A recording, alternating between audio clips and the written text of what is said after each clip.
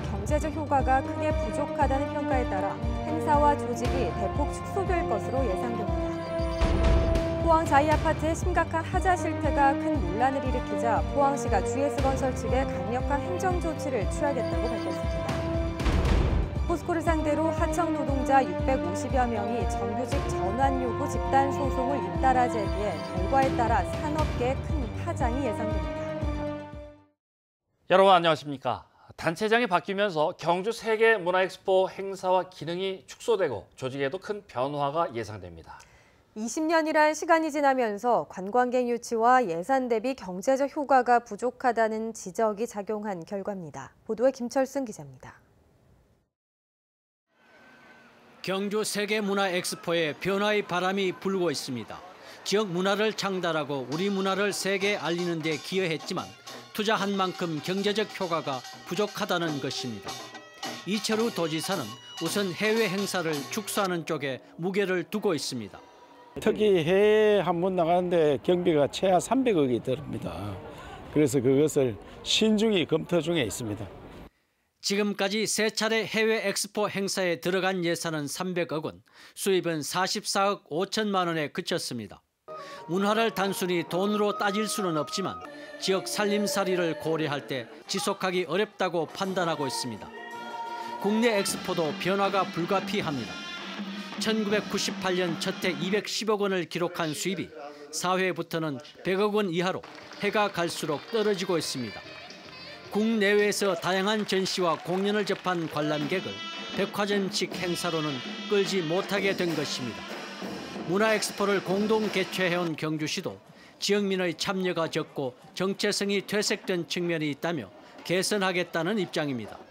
문화엑스포가 좀 더 내실 있고 우리 경주 경제 활성화에 기여되는 방향으로 그렇게 추진할 계획입니다. 경주 엑스포 재단의 조직도 현재처럼 유지되지는 않을 것으로 보입니다. 도지사 공약인 문화관광공사가 설립되면 업무 조정이 뒤따르게 됩니다. 문화관광공사를 크게 만들면은 경주 엑스포하고 관계가 깊이 있습니다. 그래서 그 두 부분을 용역이라든지 검토를 해서 앞으로 어떻게 처리할지. 지금껏 2천만 명이 넘는 관람객을 기록하며 지역 문화를 국내외에 알리는 데 큰 몫을 한 경주 엑스포가 시대에 맞는 변신에 성공할지 각계의 지혜가 필요합니다. MBC 뉴스 김철승입니다. 더불어민주당 지역위원장에 지난 지방선거에서 낙선한 후보자들이 대거 선정됐습니다. 민주당은 어제 대구 경북 지역 25곳의 지역위원회 위원장 중 19곳을 확정했습니다. 경북 동해안의 경우 포항 북구위원장에는 오중기 전 도지사 후보, 포항 남울릉군에는 허대만 전 포항시장 후보, 영양 영덕 봉화 울진에는 장성욱 전 영덕군수 후보가 위원장에 올랐으며 경주는 추후 재논의하기로 했습니다. 포항 자이아파트의 심각한 하자 실태를 얼마 전 보도해드렸는데요. 포항시가 강력한 조치에 나서겠다고 밝혔습니다. 포항시는 GS건설 측에 긴급 보수 보완공사 조치를 내리고 하자 보수가 끝난 뒤 사전 점검과 함께 입주자 대표와 합동 점검반을 편성해 최종 점검할 예정입니다. 하자 보수가 끝난 뒤에는 입주민이 사전 점검을 다시 한 뒤 지적사항을 보완하도록 하고 이후 GS건설과 입주자 대표와 합동 점검반을 편성해 최종 점검할 예정입니다. 포항시는 입주민 입장에서 최종 합동 점검 결과와 관련 법 적합 여부를 종합적으로 판단해 사용을 승인하겠다고 밝혔습니다. 자이아파트는 포항에서 최고가로 분양하고도 최근 사전 점검에서 마감재 파손과 벽지, 장판 부실 시공, 옥상 균열 등으로 입주자로부터 항의를 받고 있습니다. 소외된 이웃들의 불편함을 적정 기술로 해결해보는 창의 융합 아카데미가 열렸습니다. 여기서 나온 다양한 아이디어는 시제품 제작을 거쳐 실제 적정 기술로 활용될 예정입니다. 임재국 기자가 보도합니다. 과학기술을 소외계층과 함께 나눈다는 취지로 열린 창의융합 설계 아카데미. 사전에 수요를 조사한 10개 과제별로 적정 기술을 활용한 공학 설계가 한창입니다. 무인 단말기, 키오스크를 시각장애인들도 쉽게 쓸 수 있는 아이디어가 제시됐습니다. 기존의 키오스크의 터치 스크린을 활용해서 적은 비용으로 부가적인 장치를 활용해서 이제 시각장애인과 비장애인이 법령적으로 사용할 수 있도록 공학 설계를 통해서 문제를 풀어나가고 있습니다. 모기나 해충 퇴치법에서 돌 등을 이용한 지하수 정화 방법까지 다양한 아이디어들이 쏟아졌습니다. 저희가 기술을 습득하고 적용하는 것도 중요하지만 그런 소외된 국가에서도 저희가 적용할 수 있는 게 이게 나눔의 의미를 좀 알 수 있는 기회가 된 것 같습니다. 적정 기술의 활용 분야를 확대하기 위해 올해 아카데미에는 공학 분야는 물론 인문사회계열 대학생과 전문가들도 참여했습니다. 소외된 90%를 위해서 어떤 기술이 필요하고 어떤 문제들이 있는가 그 실상과 문제를 알리는 것이 가장 목적이고 어떻게 문제를 풀어가야 되는지 프로세스를 가르치는 것이 저희들 가장 큰 목적이라고 합니다. 아카데미 참여팀과 대학들은 이번에 나온 아이디어를 바탕으로 시제품을 제작해 경진대회를 갖고 개발도상국이나 소외계층을 대상으로 적정 기술로 활용할 예정입니다. MBC 뉴스 임재욱입니다. 전국 금속노조는 오늘 불법 파견 사내하청 노동자의 포스코 정규직 전환을 요구한다며 5차 집단소송을 제기하는 기자회견을 열었습니다. 금속노조는 지금까지 394명의 하청 노동자들이 4차례에 걸쳐 포스코를 상대로 근로자 지위 확인 소송을 제기했으며 이번에 5차로 포항과 광양의 사내하청 노동자 337명이 참여하는 대규모 집단소송을 제기한다고 밝혔습니다. 같은 소송에 대해 지난 2016년 광주 고등법원은 파견법에 따라 하청 노동자들은 포스코 소속이 맞다고 판결한 바 있고 아직 대법원 판결은 나오지 않았습니다. 지금은 폭염이 기승을 부리고 있지만 올 봄에는 기습 한파로 과수를 중심으로 냉해가 발생해 수확량 감소가 예고되고 있는데요. 엎친 데 덮친 격으로 최근 이른 장마로 탄저병까지 나타나고 있습니다. 엄지원 기자가 보도합니다. 장맛비가 지나간 어느 과수원. 탁구공 크기의 어린 사과 표면에 미세하게 검은색 반점들이 보입니다. 곰팡이병인 탄저병의 초기 증상으로 시간이 흐르면서 병반이 확대되고 과실 전체가 갈색으로 썩게 됩니다. 장마철이 평년보다 2, 3주 빨라지면서 7월 말쯤 나타나는 탄저병의 발병도 시작된 겁니다. 봄에 많이 왔을 때하고 지금 이번에 며칠 전에 장마가 시작하고 끝이 나면서 발생이 됐는데 탄저병균은 25도 이상의 습기가 많은 조건에서 활동성이 강해져 여름 장마철 각별히 유의해야 합니다. 탄저병이 발생한 농가는 비가 오기 전 살균제를 10일 간격으로 3회 이상 뿌려주고 물 빠짐 관리 등이 중요합니다.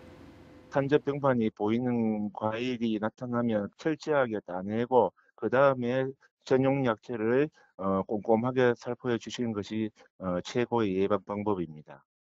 냉해 피해로 열매 맺는 착과율 또한 평년보다 절반가량이 줄어든 상황. 예고된 수확량 감소에 장맛비로 인한 병의 발생까지 겹치면서 과수 농가들의 근심이 커지고 있습니다. MBC 뉴스 엄지연입니다. 울릉군에 대한 감사에 나선 경상북도 감사반이 피감기관인 울릉군 직원들과 함께 저녁 식사를 한 것으로 알려져 물의를 빚고 있습니다. 경상북도 감사관 2명은 지난 10일 오후 조사를 마친 뒤 한 고깃집에서 울릉군 공무원 6명과 저녁 식사를 했으며 울릉군 기획감사실장이 식비 36만 원을 나중에 결제하기로 하고 외상을 한 것으로 알려졌습니다. 이에 대해 경상북도는 감사반 직원 2명이 식사 직후 울릉군 감사과 직원에게 식대 9만 원을 현금으로 전달해 접대를 받은 것은 아니며 식사 자리에서 업무와 관련한 이야기는 일절하지 않았다고 해명했습니다.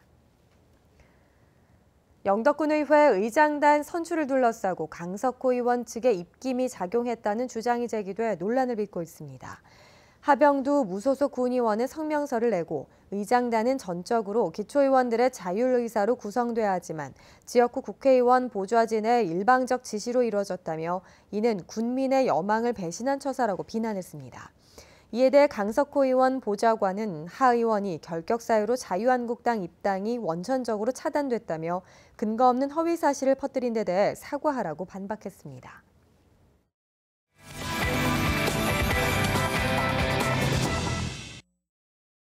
당나무 껍질이 주 원료인 한지는 만들기는 까다롭지만 질기고 단단한데요. 여기에 옛 선조들의 지혜와 검소함을 더한 한지 공예를 직접 체험해 볼 수 있는 전시회가 열리고 있습니다. 홍태근 아나운서 전해드립니다. 종이로 만들었지만 종이가 아닌 듯한 서랍장. 닭종이를 물에 풀어 만든 종이죽으로 매화 문양을 넣었습니다.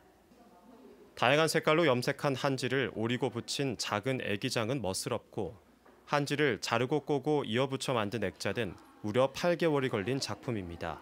그러니까 한지는 정말 보면 볼수록 편안하고 따뜻한 느낌이 들어서 세월이 가도 늘 새 것 같은 그런 느낌을 받을 수 있어서 더 좋은 것 같아요. 보기에도 멋스러운 한지 공예품들은 방수 처리를 해 일상에도 사용이 가능합니다. 20년 경력 한지 공예가의 첫 개인전이자 중앙아트홀 여름특별기획전인 이번 전시는 한지와 종이, 가죽공예 체험장도 마련됩니다. 전통적인 모양이 있으니까 훨씬 더 예쁜 것 같아가지고서 손이 가는 만큼 예뻐지는 것 같아요.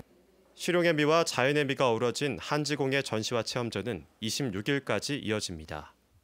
이 밖에도 주말에는 환상 드로잉 가족극 브러쉬를 포항시청 대잠홀에서 만날 수 있고 울진 윈드 오케스트라 창단 연주회가 울진 문화센터에서 열립니다. 지난주 개막한 포항 바다국제연극제는 내일 베트남 참가작 황금수탉과 극단 유목민의 냄새가 나가 공연되며 15일 극단 RM의 분장시를 끝으로 폐막합니다. 경주에서 열리는 대한민국 국공립극단 페스티벌에서는 강원도립극단의 달봉이와 순천시립극단의 중앙동 124번지가 공연됩니다. MBC 뉴스 홍태균입니다. 지난 10년간 경북 동해안에서 37,500여 명의 인구가 순유출된 것으로 집계됐습니다. 대구경북연구원에 따르면 경북 동해안 유출 인구의 대부분은 직업과 교육 문제로 지역을 떠났으며 이 가운데 62%가 수도권과 부산, 울산 등 동남권으로 거주지를 옮겼습니다. 경북 동해안으로 순유입된 이들은 가족이 지역에 살아서 이사 온 경우가 대부분이었고 두 번째로 농어촌에서 요양하기 위해 이전한 것으로 파악됐습니다. 경북 동해안은 폭염경보가 내려지며 숨막히는 더위가 이어졌습니다. 주말인 내일도 맑은 하늘에 무더운 날이 이어지겠는데요. 온열 질환 발생 가능성이 높기 때문에 각별한 주의가 필요합니다. 안수진 기상캐스터입니다. 낮에는 폭염이, 밤에는 열대야가 나타나며 더위가 맹위를 떨치고 있습니다. 오늘 밤에도 열기가 식지 못하면서 경북 동해안 곳곳에는 열대야가 나타나겠습니다. 주말인 내일은 한낮 기온 35도에서 37도 분포를 보이면서 푹푹 찌는 더위가 이어지겠는데요. 맑은 하늘에 자외선이 강하게 내리쬐면서 불쾌지수까지 높게 나타나겠습니다. 특히 더위 체감 지수는 매우 위험 수준으로 오르겠습니다. 온열 질환 가능성이 매우 높기 때문에 가급적 야외 활동이나 외출을 삼가해 주시기 바랍니다. 미세먼지 농도는 좋음에서 보통 수준을 유지하겠고요. 오존은 나쁨 단계로 높게 나타나겠습니다. 자세한 내일 날씨 알아보겠습니다. 내일 맑겠습니다. 아침 기온 23도에서 25도, 낮 기온은 35도에서 37도입니다. 울릉도와 독도는 맑은 하늘 보이겠습니다. 아침 기온 울릉도 25도, 독도 23도, 낮이 되면 울릉도 31도, 독도 26도입니다. 동해 중부 해상은 구름 조금 끼겠고 동해 남부 해상은 맑겠습니다. 바다의 물결 동해 전 해상에서 최고 1m로 일겠습니다.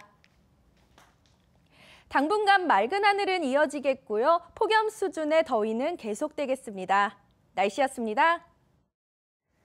한국수레원자력은 어제 발생한 한울원전 2호기 원자로 정지 원인은 터빈 밸브 관련 설비에서 이상이 발생했기 때문이라고 밝혔습니다.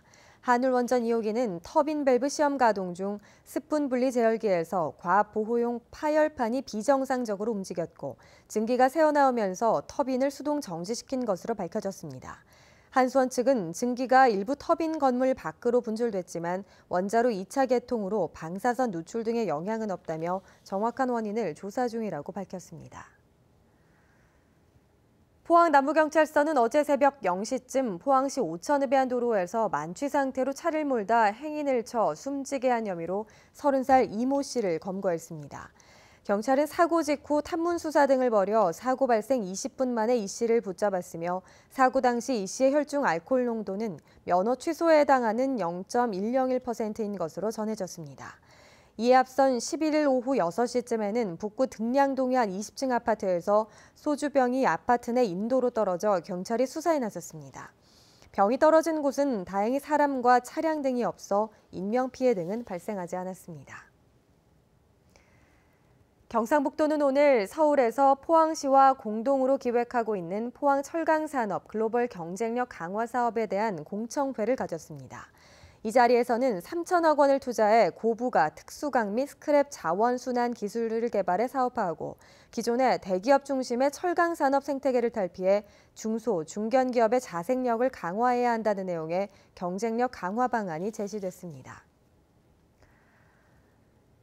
지난 2016년 기준치의 18배의 납이 검출된 영덕 군민운동장 우레탄 트랙이 KS 규격의 친환경 트랙으로 교체돼 오늘 16일부터 다시 개방됩니다.